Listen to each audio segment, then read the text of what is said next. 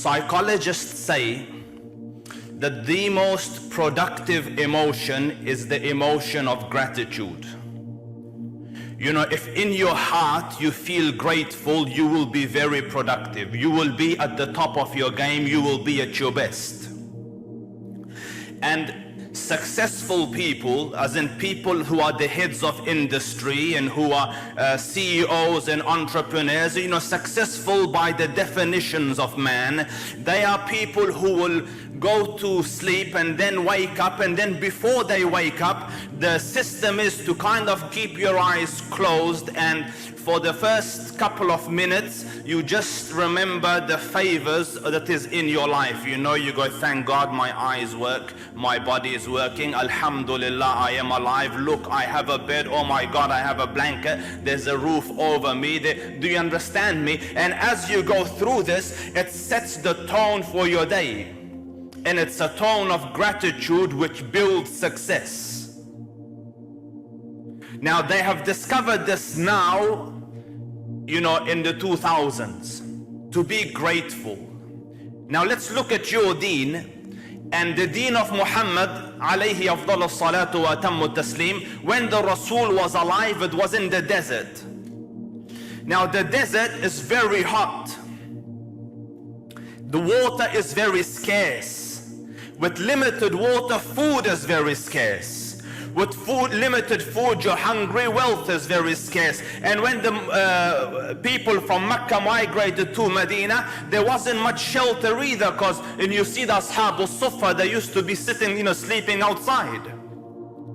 So, yet the Prophet taught these people with such little physical wealth that before you wake up, or as you wake up, you say, Alhamdulillahi alladhi أحيانا بعدما أماتنا وإليه النشور. Thank you, Ya Rabb, for giving me life after having taken it from me last night. Into you is my return. And you say it in Arabic, but you don't know its meaning. Your mom and dad taught you, and most of you don't even say it. I can vouch for you.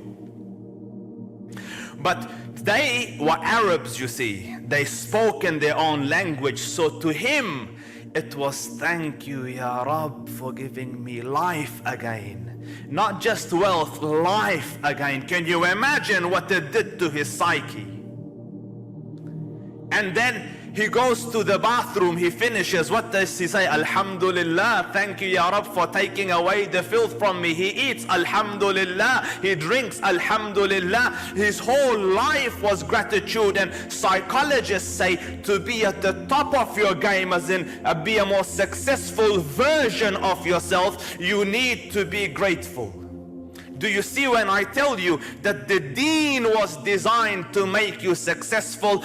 And have a look at this. I studied the life of successful according to, you know, human definitions, you know, heads of industry, entrepreneurs, leaders of big institutions, prime ministers. I searched and researched their lives, and I found certain traits.